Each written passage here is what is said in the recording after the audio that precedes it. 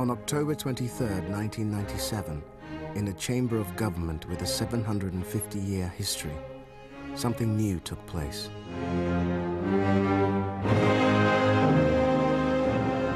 There had never been a black woman admitted to the House of Lords until now. I, Valerie, Baroness Amos, do swear by Almighty God that I will be faithful and bear true allegiance to Her Majesty Queen Elizabeth. It was a day on which a number of people came up to me, welcomed me to the Lords. So help me God. From a personal point of view, I felt the importance really in terms of recognition of what the black community has achieved in the UK, a kind of recognition that we have skills, experience, expertise that we can actually bring to a place like the House of Lords. The ceremony was symbolic of the hopes and ambitions of those who had made the voyage on the Empire Windrush nearly 50 years before. Yet at the start of the 80s, the flames in Brixton's streets had cast doubt on whether their children would ever find a place in British life.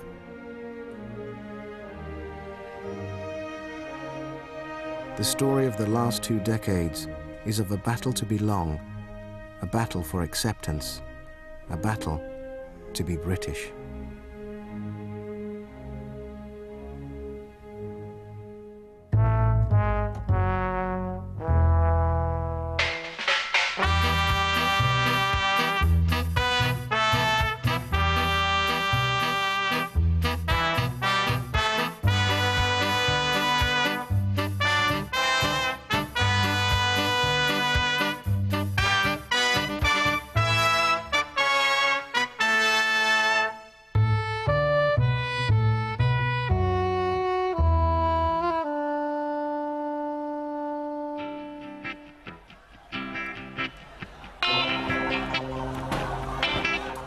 The 1980s opened with a chain of riots which pitted a generation of young black people against the law of the land. In April 1980, a drugs raid in the St Paul's area of Bristol touched off a day of rioting that left the city shaken.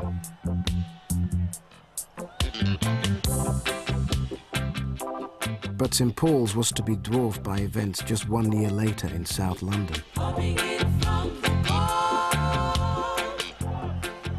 On April 11, 1981, a police operation against street crime sparked the worst civil unrest seen on British streets this century.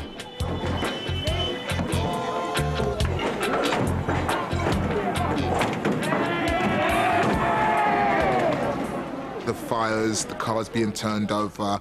Vividly, what I can clearly remember, right, was just the kind of angriness of the community. During the next 3 days of mayhem, 226 people were injured and property worth £6.5 million was destroyed.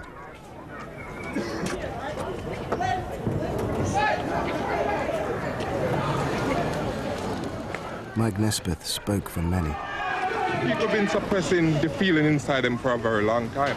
When you have a police come about like and make the situation tense, right? Anything could happen. And as what happened last night, right? Okay, something triggered off last night, but this is not the first and this will not be the last. You needed to vent your frustration. Unfortunately, it had to be that way. You know, but to be honest, when you have frustration building up in you, it's either you go out and you scream or you punch out. And it, bang, it explodes.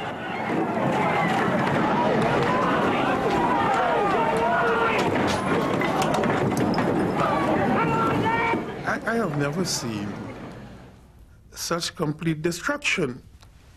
Brixton looked like those photographs of peasant London. You know, when Brixton had fields and stuff, and dirt roads and stuff. That's what it looked like to me. The place was completely devastated. And not only that, it went to every black community in Britain.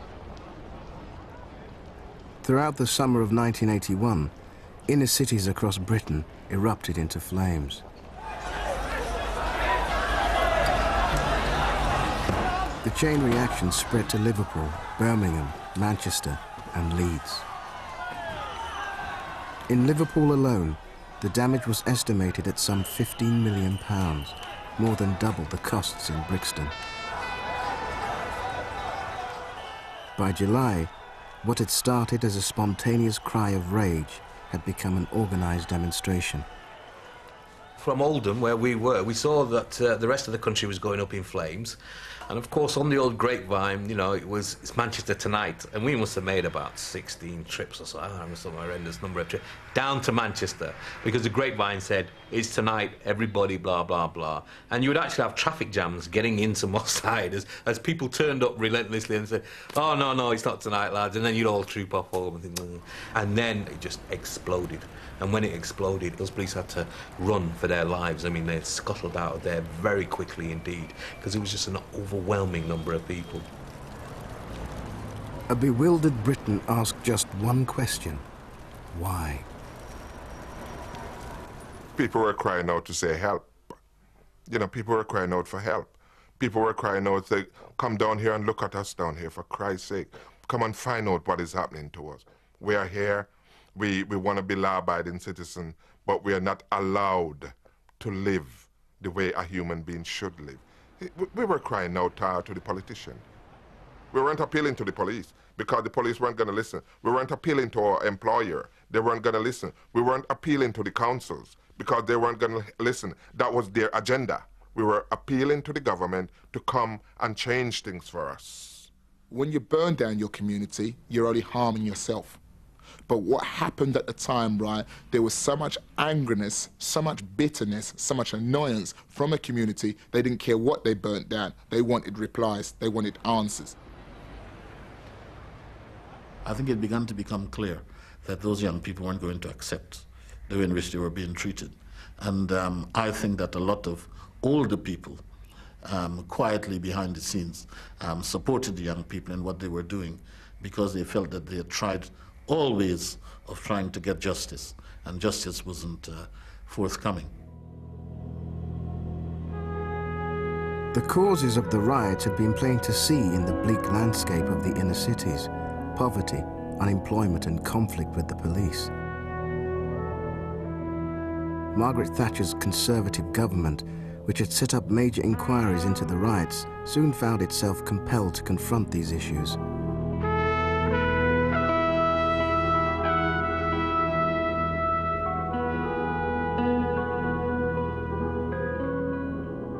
Flames in Brixton, the destruction in Toxteth. Oh, one felt goodness, this shouldn't happen in Britain.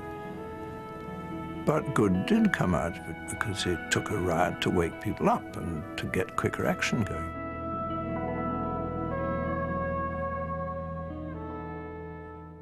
The government's approach to reviving the inner cities was vintage Thatcherism. First, a rallying cry to patriotism, followed by a dose of free enterprise. Hi, I'm Richard Daly, pleased to meet you. And this is what you call one of the designer shoes. Richard Daly was exactly the sort of entrepreneurial success that the government hoped for.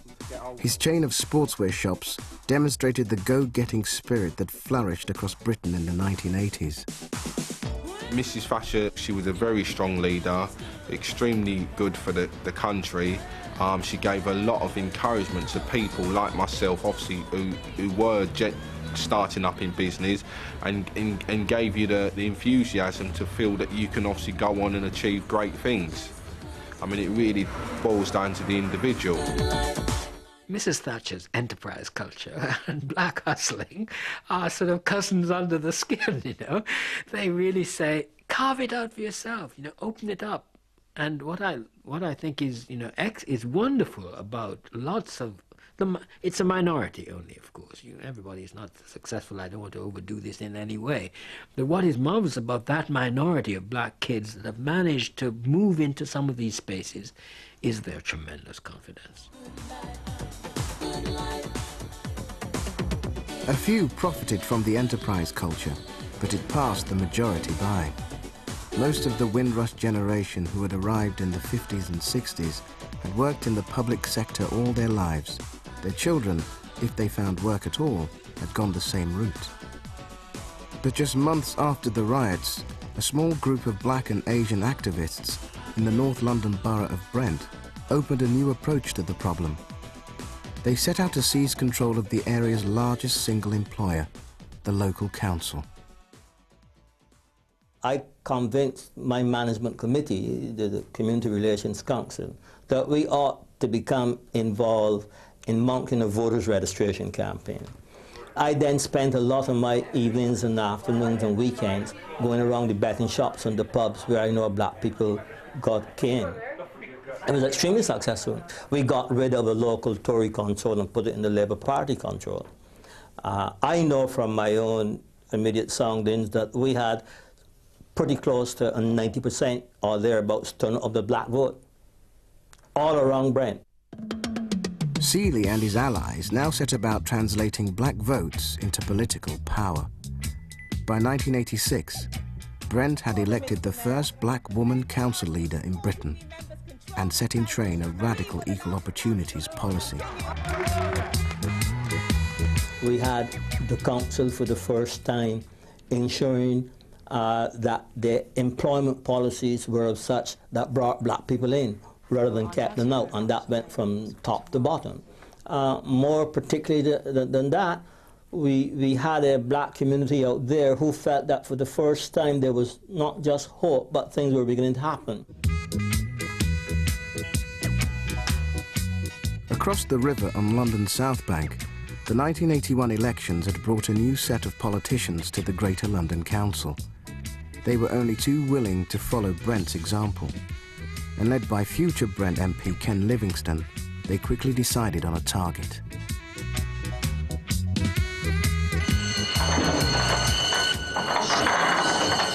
Among the GLC's 21,000 employees, a third were in the fire brigade. Of that 7,000, just 6 were black. Firemen's jobs were not widely advertised. Vacancies were usually filled by a fireman's relative or friend. The new GLC placed ads in job centres and specifically targeted black candidates. One of the first such recruits was later to become better known as Saracen, the Gladiator. Then he was just another unemployed youngster. I turned up at Balham Job Centre and there they were, the Equal Opportunities Department from the London Fire Brigade, and we had to fill in some forms and stuff, and basically that's where I was recruited. I was overjoyed. I mean, 2.5 years unemployed. I was ecstatic, you know, and I was given a chance to actually work. In just 3 years, the number of black firefighters rose from 6 to 120. I'll sit off first.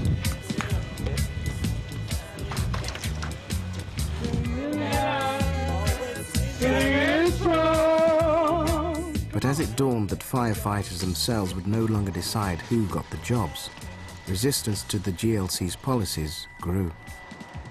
I can particularly remember visiting their training school and being taken into the smoke tunnel, watching people in a tunnel full of smoke doing a fire exercise, and being told at least 30 times that you do realise that it's a life and death matter. If you're the fireman at the front and the guy behind you's holding the hose, you need to be able to trust them because their life is in your hands. And the clear message there was that if the guy behind you was black, you wouldn't be able to trust them. In the old days, we sort of understand it to be that it was a family thing, you know, fathers and sons joining the job. Now you're having an outside force come in, which means that you're taking the job away from my son. And it frightened people, you know, they wanted jobs for their sons, which is understandable, but at the same token, we need jobs too. You know?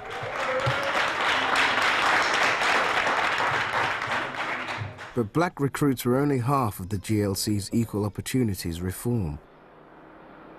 They wanted to see women firefighters too. I'm in no doubt now that the quantum leap from 6 to 120 black firefighters can be linked to the fact that the fire brigade knew that the GLC was serious about women, and women became a much bigger threat. You know, you might just about imagine having a black man saving your life behind you, but a woman, forget about it. But the equal opportunities policies promoted by the local councils ran into political trouble from the start. Their supporters were lampooned by the media as loony lefties. Ken Livingstone infuriated Mrs. Thatcher by using County Hall money to finance organisations like the London Lesbian and Gay Centre and the English Collective of Prostitutes. There are GLC committees concerned with ethnic minorities and criticising the police.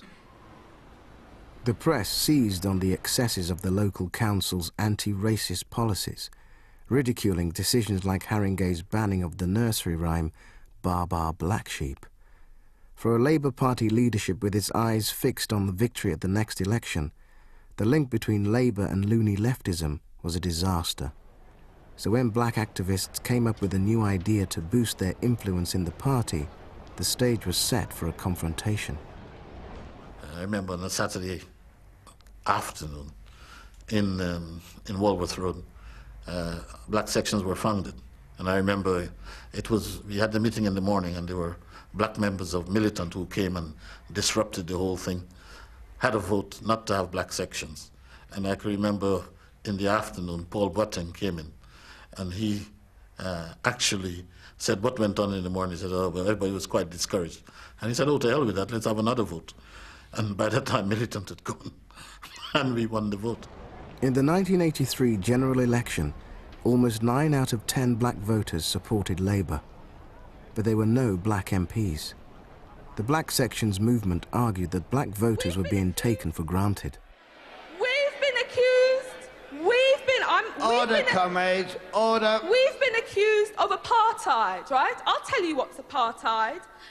All-white parties and multiracial constituencies, that's apartheid. An all-white House of Commons, that's apartheid. We are providing a remedy for this apartheid, and there are no practical alternatives coming forward. For too long, what had characterised the Labour Party was a kind of paternalism towards black people. Characteristically, white people in the Labour Party liked black people the further they were away. So if you're a little black baby in South Africa, wonderful, marvellous. If you're a starving black man in Somalia, quite good. But if you're a black person living up the road in Brixton, uh-oh. The question we have to ask is whether the way of improving on our past performance is the creation of separate black sections. And it is the view of the executive that the answer to that question is a resounding no. When the demand for a black section was placed before the Labour Party conference, it was swiftly rejected. For much of the Labour leadership, the scheme smacked of racial separatism. Even more important, they believed that it would be unpopular with white voters and be cited as yet another example of left-wing extremism. And anyone who conducts this debate in a way which damages the prospects of the Labour government damages the black and Asian British more than they damage anybody else. What was a mistake was to have allowed it to have become hijacked by the far left. It was quite understandable and quite proper and quite legitimate to say that the Constitution ought to reflect more the membership of the party. What was sad was the way that it all got caught up in that whole leftish sectarian battle that was at that time going on within the Labour Party. We go now as tribunes. In 1987, the first black MPs were elected to Parliament. All 3 of them had been involved in the Black Sections campaign. Even though the campaign had not won its demands, the climate within the Labour Party was shifting. Once I was selected for a safe Labour seat, I had a reasonable prospect of getting elected, but the selection was much more difficult. And what I put to Hackney Labour Party people on the night was that, you know, the world had changed, and if they looked around them in areas like Hackney, the population had changed, and they had to make a decision that night which looked to the future, and that I was that decision. For the first time, the descendants of the Windrush voyagers could claim a voice at the highest levels of British democracy. But it was an advance for the few rather than the many. The paradox of the riots in Brixton and elsewhere is they didn't do much for the youth that rioted. Money poured into Brixton subsequently, but hardly any of it went into the pockets of black people who really helped to rebuild those communities. Didn't do much for them. But what it did do, at the kind of, you know, at the darkest night of Thatcherism, if you like, it set off a debate around race and black representation, of which people like myself became members of Parliament. Even as the political struggles were being fought out in the conference halls, a familiar battle was being played out in the streets. In autumn 1985, a second wave of riots rocked the country. Their ferocity was even greater than before and focused on one target, the police. When they kick at your front door, how you gonna come? With your hands on your head or on the trigger of your gun? At Broadwater Farm, the murder of a policeman shocked the country. The Brixton disturbances began after Cherry Gross had been shot by police. Broadwater Farm was triggered by Cynthia Jarrett's death from a heart attack while police raided her home. Of all the authorities from whom action was demanded after the 1981 disturbances, the police, it seemed, had been the slowest to change. It was pretty bad because the police hadn't adjusted to the realities of a multiracial society as quickly as they should. They'd got their own fairly hard-set ways of doing things, which they should have been modifying. Policing has remained a flashpoint for more than 2 decades. A series of deaths in custody and unsolved racial murders have deepened the mistrust.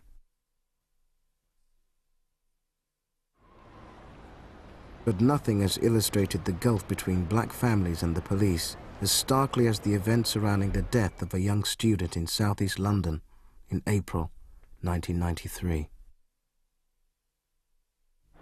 Stephen Lawrence was waiting at a bus stop in Eltham at about 10:30 last night. Not far away, he and a friend were approached by a gang of up to half a dozen white youths who subjected them to racial abuse. Stephen, who was training to be an architect, was stabbed twice and died later in hospital. No, it was just like a bad dream.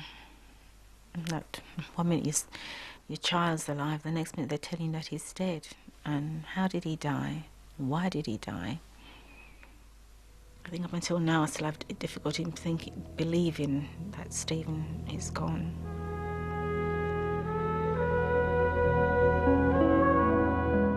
To his family and friends, the killing of Stephen Lawrence in an area notorious for the activities of far-right groups seemed to have an obvious motive. But the local police had another theory. They didn't care. That was the attitude I felt. All they were interested in is trying to say that Stephen was a bad person, he deserved what he got. And, you know, these people didn't just stab him just for the sake of it, but there had to be some gang, some fight, something. My view is that the police just saw another black person dead and didn't bother. What they were more concerned about was he involved in some sort of illegal dealings with drugs or whatever goes through their mind when a black person is a victim of a crime. It's still beyond me.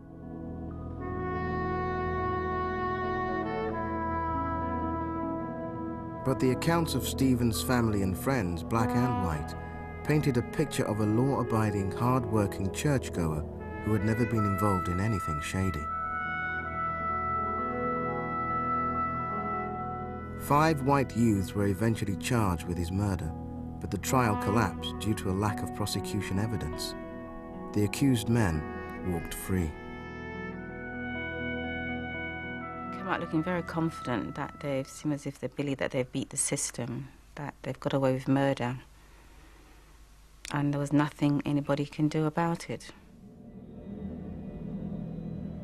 The failure to bring anyone to book over the Stephen Lawrence killing carried echoes of a case 12 years earlier, when 14 black teenagers had died as a result of a house fire in Deptford. There too, the black community had been convinced that a racial attack had been ignored by the police. But this time, the public response could hardly have been more different.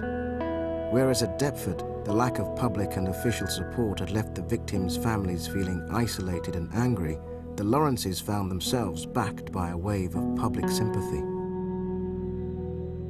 The Daily Mail campaigned for the families, printing the pictures of the 5 alleged killers and daring them to refute the charge in public.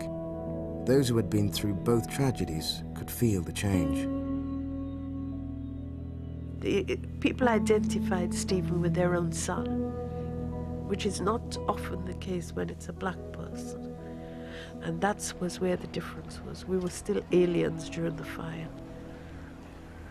So I'm not sure the police had changed, but I think there was a lot of people in the community who had moved on and were absolutely shocked to learn of Stephen's death.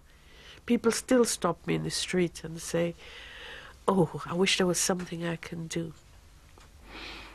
I think we received hundreds of letters and cards, and apart from the odd few, everybody was very concerned, very sympathetic, and a lot of them took pains to say that, you know, this is from a white woman, this is from a white man, to show that, you know, it doesn't matter what race that they are, they can still feel the same, or try to feel the same pain as what we are feeling.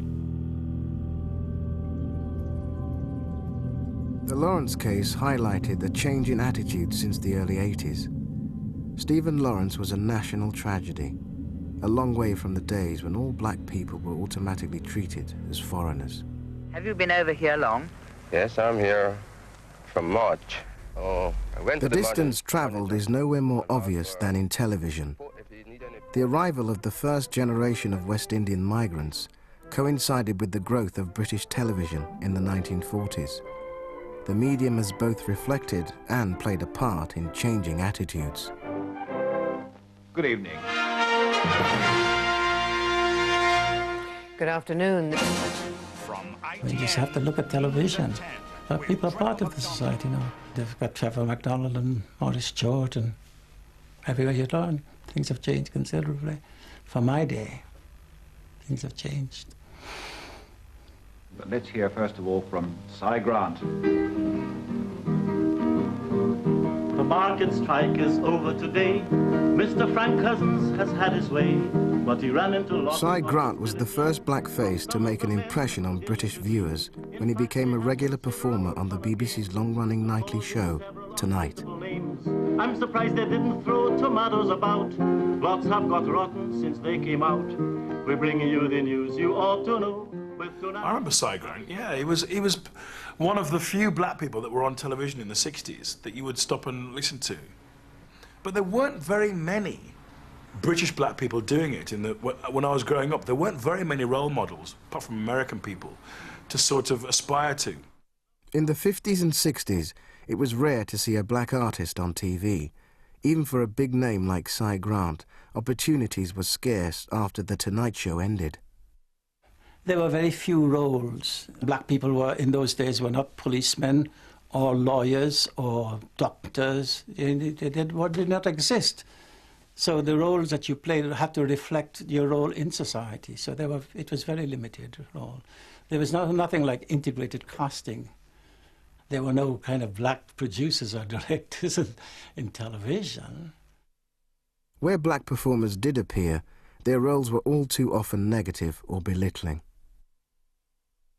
I remember I liked The Goon Show, and there's a guy called Ray Ellington who had an orchestra, and he played the break in the middle of The Goon Show. And when they introduced him, I always remember Peter Sellers and Spike Milligan used to go, and here comes that crazy chocolate-covered coon, Ray Ellington. Well, what kind of talk is that? You know, you'd be enjoying the show, and they'd say something like that. You can imagine how it made you feel. Belly to belly, I don't give a damn, cause I done did already. Back to back, belly to belly at the zombie jamboree. 2, 3, I also remember the black guy in the Spinners.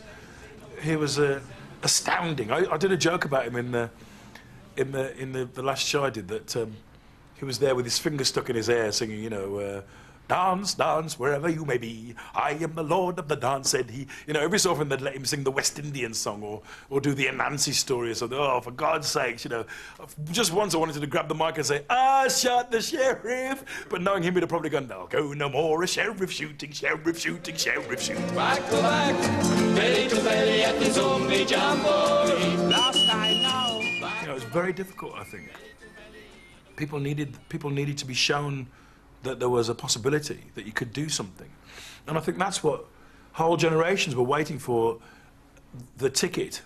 Mr. Charlie Williams. In 1971, at a time when the climate towards black people was at its most hostile, a British-born black comedian emerged. I've also had a Yorkshire accent, because born and bred here. Won't call it blackface, but coloured. And it took off. People were saying, "You don't hear that darkie? He talks right broad Yorkshire." So it sounded twice as funny with a Yorkshire accent. Good afternoon, my flowers. Right colour, wrong accent. I think it was a huge culture shock for people. And Charlie exploited it to the full, you know. He was the king of comedy for a while, and God bless him, good luck to him. Because at the time, nobody was doing what he was doing. He was playing the kind of fat belly, bigoted northern comedian at their own game. Is that in colour? I hope it is. If it's in black and white, you've got a negative. That joke was made out of... Look, I'm aware that this is what some white people think, so I'm going to say it first before you guys say it. I just think it was the times, and you did what you had to do to survive in a predominantly white world.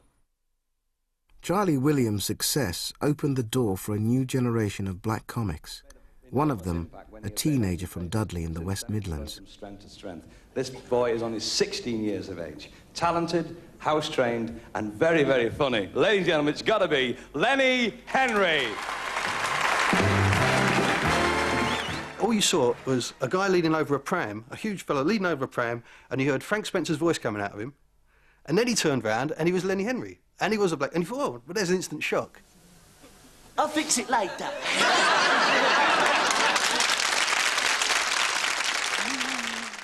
You know, I think 12 or 13 million people saw this black kid doing these sort of half-funny jokes. But the hook was, wow, he's black, he's really young, and maybe he's got some. Maybe this kid's got something. What do you think? What do you say? Give him a chance. Give the kid a chance. He wasn't a university comic. He wasn't a middle-class comic. He was a working-class kid from Dudley. And he learned his trade on the black and white minstrels. So they built a town around him, and they call it Boateng. Where's that? In Alabama. People in Britain watched this show, and nobody ever mentioned that these people were blacked up. It was always, oh, aren't the songs lovely? And, oh, look at those costumes. And aren't those sets great? And people were pissed off about it, sure. But it was... People go, oh, what? This is not a racial show. This show isn't a racial issue. They're just great songs. Nobody ever faced up to this fact of, well, why are all these guys blacked up? What's going on there? Dreaming of a white Christmas. You got no chance. I was a young guy. I was like 17, 18 when I was doing the show. And every so often, it was like I was split into two. And on my shoulder was this thing of, you know, there's a fundamental problem with you being in the show, don't you, Len? And the other side were going, oh, just take the money and have a great time, you know. But this voice on my right shoulder just got bigger and bigger until eventually I couldn't live with it anymore. And then he went on and did Tiswas, which really did cement him. And he was under those brilliant impressions. He was Trevor McDonagh. It's just been announced from Stockholm that Vladimir Kurtz, the Russian bell ringer, who was exiled for ringing his church bells all through the night, has been awarded this year's No Peace Bell Prize. Trevor McDonald was a perfect vehicle for them because he was on the news and he was the only black newsreader at the time. And it was great. And I would watch him and it was just, He had a little smile that he did of news reports, and he had a little head inclination that he did. And this, and that, and the other. Chef MacDonald, use at 10, London, you know, and he had this thing. And I just thought, this is he's a great bloke, a great character. But the big prize of the night, the gold medal, went to Trevor MacDonald. As Lenny Henry rose to become Britain's favourite comedian, Trevor MacDonald became the nation's favourite newscaster. Since that time, it's been unusually quiet here. The view is gaining ground here, that we might be witnessing the beginning of the end. That's news at 10 tonight. We're here again tomorrow. I sometimes feel that I have achieved almost nothing on my own, and that almost... As black faces became a familiar part of the television landscape, another arm of popular culture was experiencing something new. The music industry, used to importing black Americans, discovered a black British voice.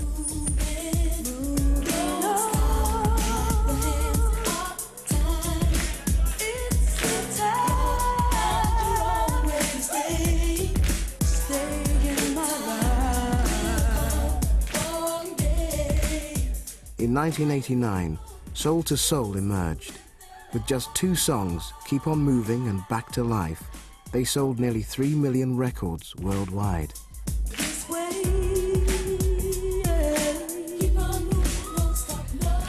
To me, the moment of Soul to Soul was about saying to the population of black people in other parts of the world, particularly in America, that a black English culture was operating, that was convincing on its own terms. It was the first time that a sound had been born here, which was not that was not traceable back to a copy.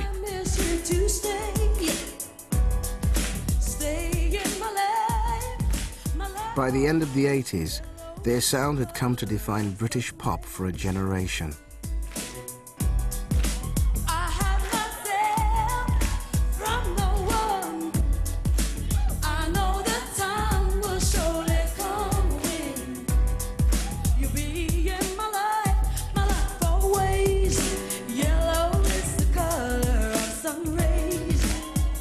I think Soul to Soul's music is an eclectic mix of Euro come, you know, colonial, because it really has the whole traces of European pop elements laced with, I think, the very essence of, like I would say, roots music, reggae background, etc., etc. So what we tried to do was bring the whole lot in together, turning the whole ideology of being British really in our favour.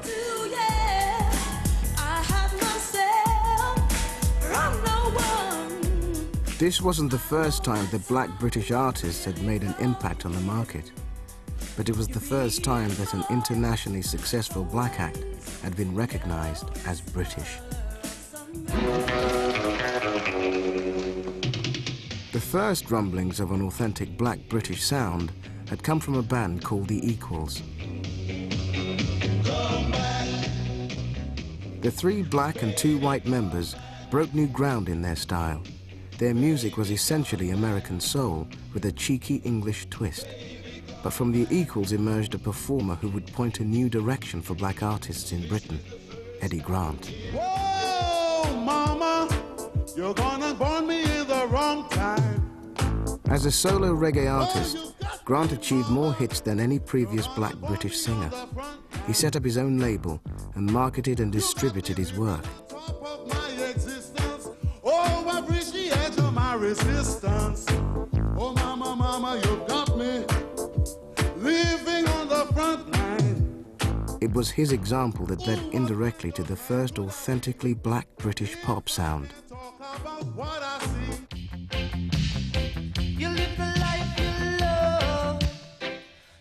The thriving dance halls of the UK reggae scene depended on a network of sound system DJs. Learning from Grant, the DJs used their profits to produce records which they then sold through dances.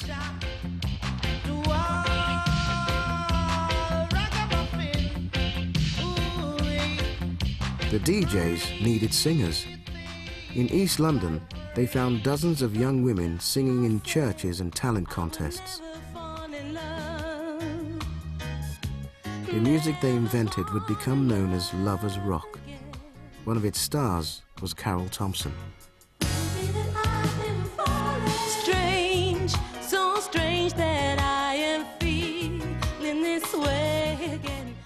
pop songs set to light reggae music. And at that time, it was almost like a backlash against the roots side, the Bob Marley culture, Burning Spear. You had things like, do you remember the days of slavery? And then I'd come out with something like Hopelessly in Love. Hopelessly in love. Ooh, hopelessly in love. It's very lightweight and very romantic, and it is essentially very British, as opposed to trying to sound Jamaican or from the Caribbean.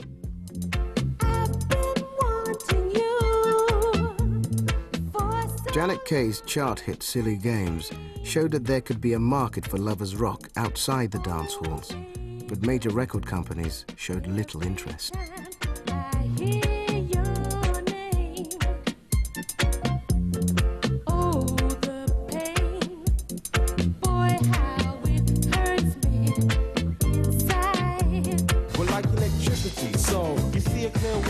Though lovers rock faded into obscurity, it laid foundations for a generation of black British musicians.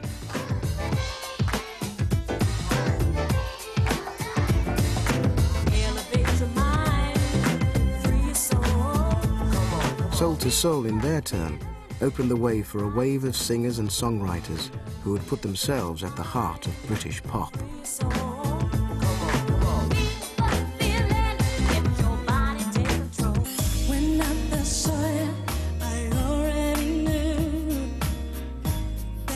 But even the most successful still have reservations about the nature of their success.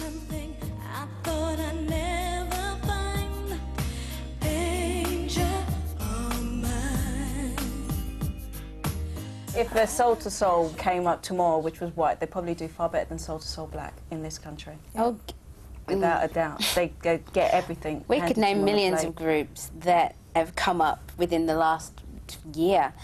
And you know you've seen a black group that's exactly the same and maybe even twice as talented.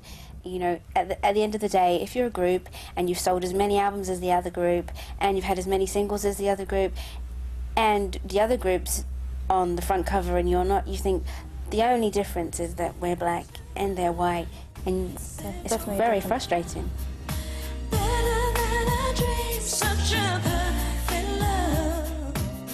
If even those who appear to have broken through still doubt their acceptance, is there any chance that black people can truly regard themselves as British?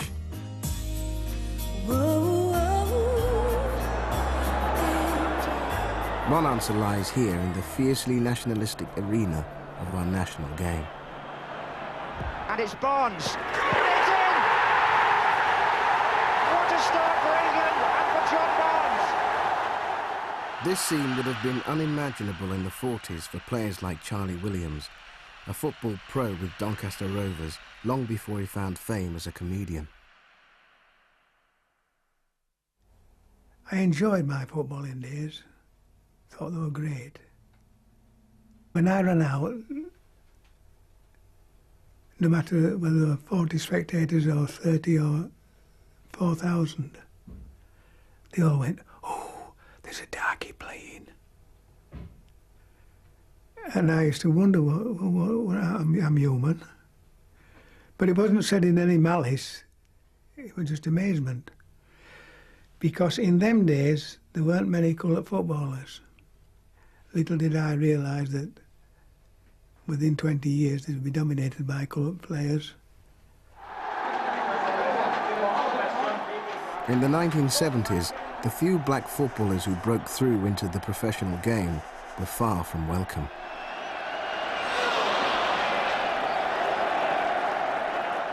The most difficult place to have gone to in those times was West Ham. West Ham was very, very hostile, and yet still Clyde Best was there. Very hostile. They spat at you because the way that you had to walk out the tunnel, and the way their tunnel was set up, people was right above it, so you would get spitting coming at you. So well, yes, we used to cover up in a plastic mac as we go out in order to avoid getting it in our hairs and on our backs. My debut for West Brom against Birmingham City was a bit of a wild night, a lot of rain, etc. I ran onto the field, I slipped, I thought it was just a muddy pitch. I looked down and there were bananas on the pitch. We used to get it at West Ham. It made us more determined. Oh, splendid goal!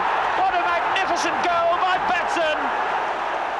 For a while, football turned a blind eye, but by the end of the 70s, a flood of talented black players was making that impossible. Batson, along with Cyril Regis and Laurie Cunningham, formed the backbone of a rising West Bromwich Albion team. But as more black players appeared, the chorus of abuse grew louder. A lot of booing behind the Ipswich goal by Ipswich supporters. People just didn't want you out there. And as we was breaking new ground, you know, it made it important that we could actually cope at the time. And probably if we hadn't coped, there wouldn't be many others there now. Through the 1970s, the larger clubs who could buy the pick of the professionals ignored black players. Smaller clubs had little choice but to go with local talent, whatever its colour. But in 1979, from one such club emerged a young star who was to become the first non-white player to be picked for England.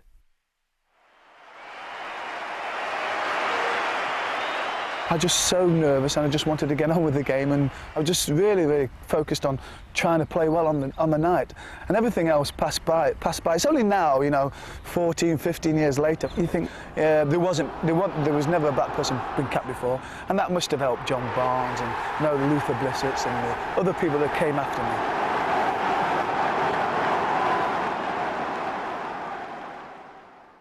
At a stroke, Anderson's selection destroyed a series of myths that had kept black players out of the top flight. It was a bit of a whispering campaign about, yeah, you know, they might be athletic and all that, they might be quick, but, you know, they don't really know how to tackle, they don't really know how to defend, they're not disciplined enough when it comes to winter, they don't like training in the cold. All those, you heard it. When the cold weather comes, they don't perform, and this, that, and the other. And here comes a skinny little kid from Nottingham who kicks people for a living and plays for England, you know. I broke the mould in that respect. Well, what a wonderful start. Both player and country. Anderson's selection was the start of a trend that saw a transformation in the English game. In 1987, John Barnes became the first black player to be bought by the country's most successful club, Liverpool.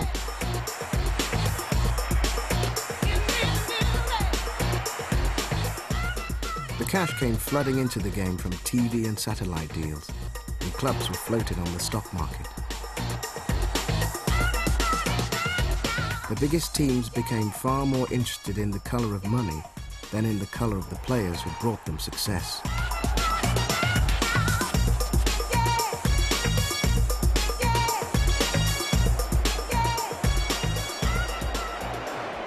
As the years went by, you saw more and more black kids playing football. And I think it's just a sheer weight of numbers that football couldn't ignore the talent that was available to them.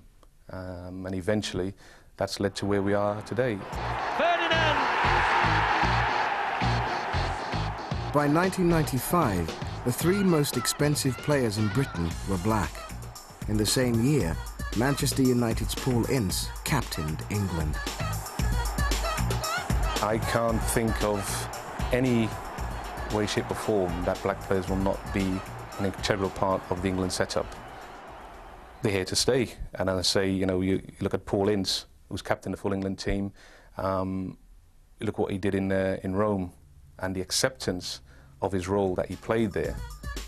When England qualified for the 1998 World Cup in a grimly fought draw with Italy, black players embodied the team's grit and courage.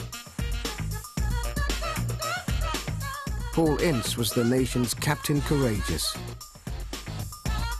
Ian Wright was England's Lionheart. In a nation where sport has become the principal expression of national pride, black Britons have become standard bearers.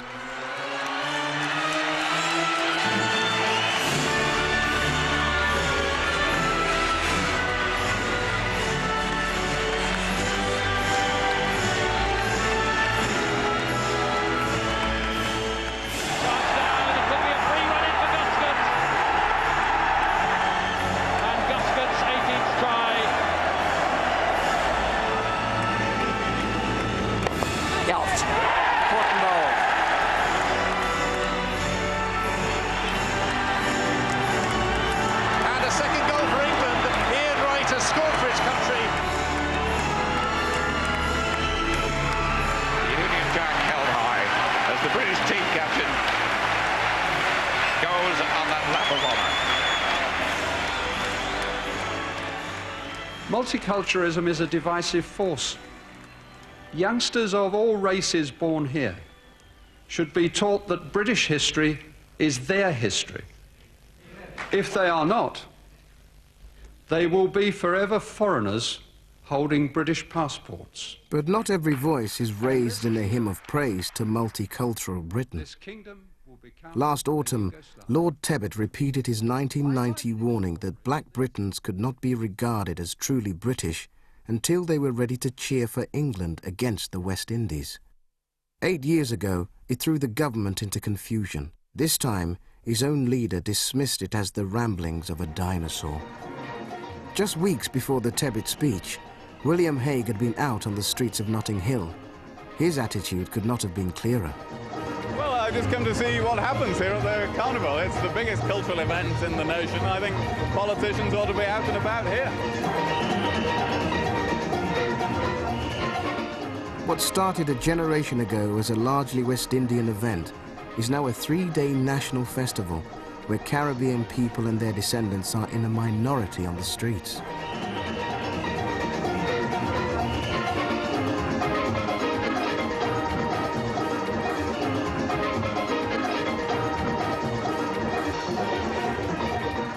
It is a vivid example of the way that Britain itself has been changed since those first 500 set off on their adventure aboard the Empire Windrush 50 years ago.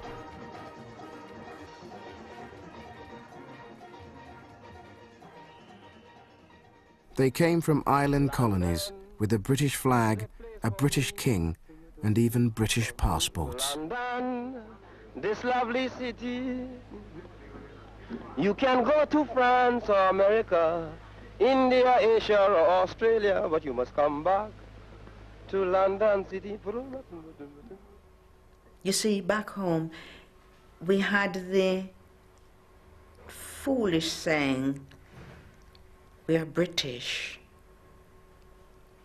And coming here, I felt British. I knew I wasn't English, although a lot of black people think they were English because they had English in their mind. But they didn't realize to be English, you had to be born here. But I am British, and I love the country. Even those early voyagers who made it back to the Caribbean as they originally intended find themselves longing for what has become their real home, England. If anyone fulfilled the immigrant dream of returning home having made their fortune abroad, it is the multi-millionaire owner of this mansion in Montego Bay. Joe Witter came to Britain in 1954 and over the next 3 decades amassed a fortune in property. He returned to Jamaica in 1980. When I come back to Jamaica, it was a little bit funny because I could never get accustomed to this slow movement, you know. You get here and anything you want to get done, you can never get it done today. It's always tomorrow. Oh, that's all right, man, leave it. We'll get it done next week. I get very annoyed. I miss a lot of things about England, you know, in that. And the folks get to know me. I become a part of the English family. They get to love me, I love them, you know, I go anywhere. And it was great. As far as I'm concerned, Britain is my home. There is little doubt that returnees like Joe Witter have been changed by their time in Britain. Windrush passenger Houghton Christian, like most other migrants of his generation, has never returned. For him, Britain, with all its problems and difficulties, has now become a home that the land of his birth can never be. I've been living in Britain for 54 years. My family were born over here. And as far as Jamaica is concerned, no, I love the country, but to me, to return there to live permanently, it's out of the question, because it's like a strange country. Nobody knows me. and I know nobody. In the passage of half a century, Britain has changed out of all recognition from the place the original Windrush voyagers discovered. Some of those changes have been made by the Windrush generation, their children and their grandchildren. Their biggest legacy is to have changed for good what it means to be British. They can only be black and British because what British means has been transformed, largely by them. Until 2 decades ago, Britishness was coded racially and in colour terms. Everybody knew to be British meant to be white. You didn't have to say white British, because that's what it meant. Well, I don't think it's true. I think you can be who you are. You can be black. You can have come to Englishness or Britishness in the 90s by a very different route from the Caribbean, via the colonial relation, on the Empire Windrush, through migration, into the inner city. This is a British history. It's one of the many British histories.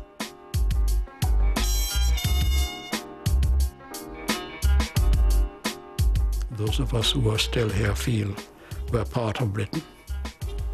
And it will take an atom bomb to change from that attitude, as far as we're concerned.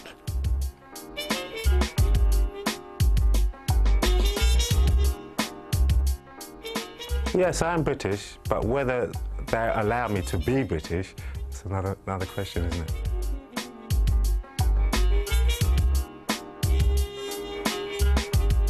I'm cultured through Britishness, if there's such a word. But I am of African, West Indian origin. That's what I am. I will never be an English rose. Don't want to be an English rose. But yes, I'm British. If I can't deny that.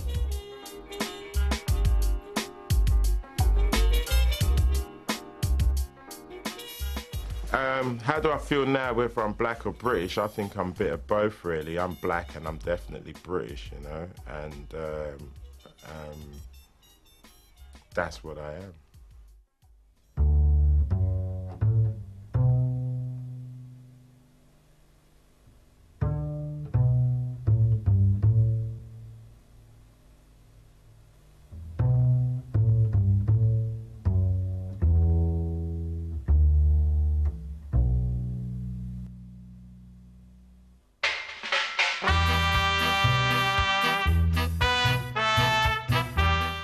Continuing our celebration of Windrush's 60th anniversary with TV's Black Pioneers at midnight and the Black 18th Century at past, plus Tales from the Front Room tomorrow at 10:20. Back to tonight though, stay tuned for the many lives of Q.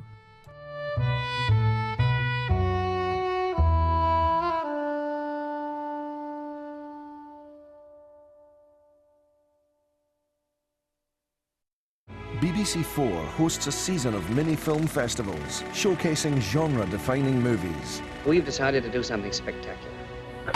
Sit down. From the demented plains of the Wild West... What do you want me to do, draw your picture? ...to the earnest confines of the US courtroom. He wishes to think! From the battleships of World War II... to the hippest zombies in the cemetery. How do the dead come back, Mother? Each week, we examine the story behind the genre with an exclusive documentary. Like an inconvenient truth. No, that was a PowerPoint presentation. This is film history. BBC4 on Film continues this weekend with Courtroom Drama. I've seen it before. I've gone down the road here and I drove into a back of a car. I drove into a back of a car several years ago, because there was a woman walking down the road and she was topless. I mean, you shouldn't do that on the side of a main road. I drove in the back of a car.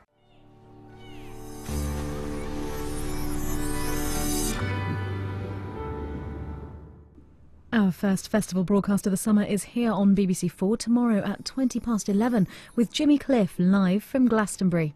But